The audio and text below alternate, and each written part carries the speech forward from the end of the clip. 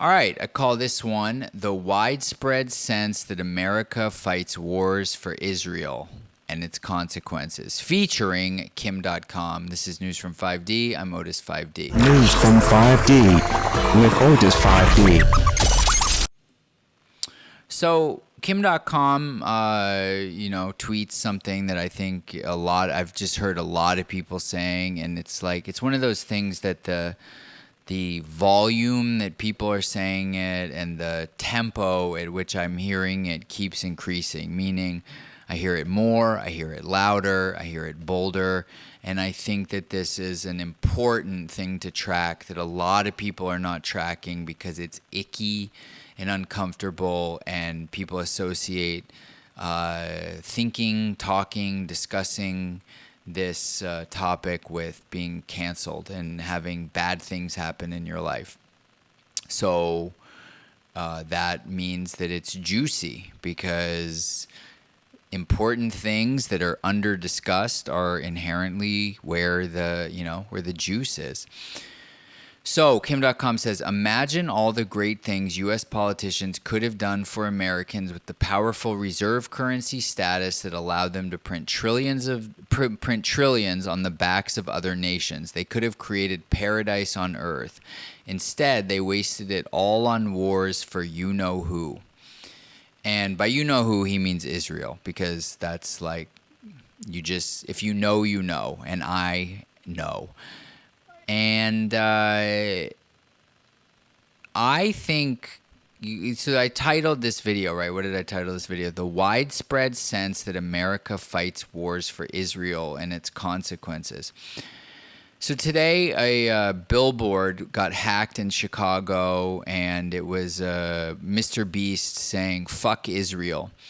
And I think that... And Twitter just updated its terms of service today, saying that you cannot post logos that are hateful, like swastikas, and you cannot post altered images that are, what is it called? That present people in a hateful way. Like, for instance, putting yellow Star of David's onto the photos of Jewish people. And the point of me bringing that up is that this is another data point in the direction that laws are changed, whether it's at the Ivy League universities in terms of protests, and that terms of service are changed, usually in reference specifically to anti-Semitism. And that anti-Semitism is sort of like the final frontier of free speech. It's where free speech goes to die, more or less. And it's where free speech becomes hate speech, is at the altar of anti-Semitism. And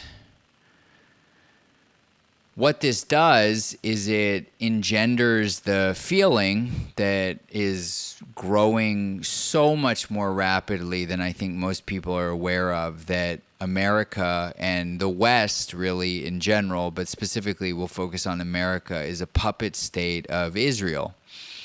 And it is not for me in this video to really weigh in on my opinion on that. That's not really relevant at some level. Obviously it's relevant because here I am making the video, et cetera, but for the purposes of this, it's not really relevant, because whatever I think, the fact that this sentiment is increasing in both reach and in magnitude. The word is magnitude, meaning more and more people feel this more and more strongly. And in the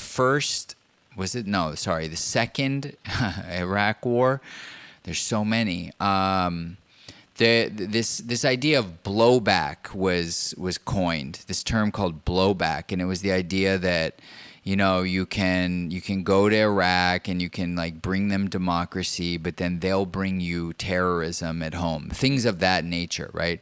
there will be consequences for you going to Iraq. And I think that this widespread sense and growing very rapidly that America fights wars for Israel, America is a puppet state of Israel, is going to lead to serious blowback. And I don't think, I could be wrong, but I don't think they're going to be able to shut down the internet unless they go World War III all the way. And that is why I think this is such an important issue to track, is that the game theory here, a lot of things have a game theory that plays out and it's kind of intense, but whatever. But the game theory on this one can easily lead to nuclear war, because Israel is not game theoretically incentivized to be like, well, it's okay, we should support free speech, because the free speech that's coming is like,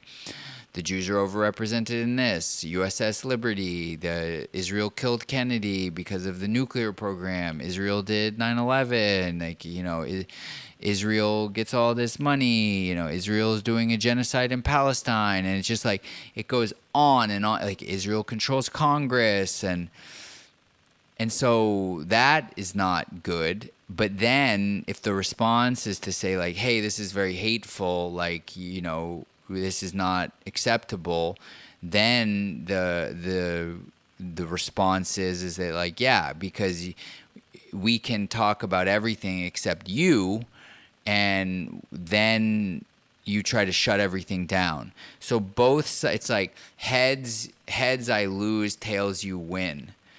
And because of that, I don't see any game theory, and I haven't for a long time, except escalation. And so I think a lot of people have this real normalcy bias that this is all just going to go on forever, and it's like blah, blah, blah. Everybody, opinions are like assholes. Everybody's got one, but I don't think so, man.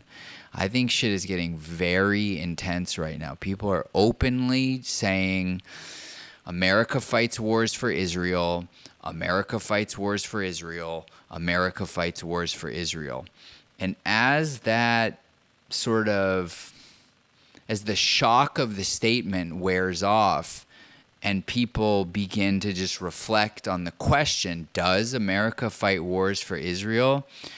There's just so much evidence, regardless of what the capital T truth is, that based on what I've seen with other things like Epstein and 9/11 and just the great financial crisis and crypto, like these memes just keep spreading because there's a sufficient amount of evidence that they're true, that they're sticky. They have a hook. They hook into people, and the people start believing them.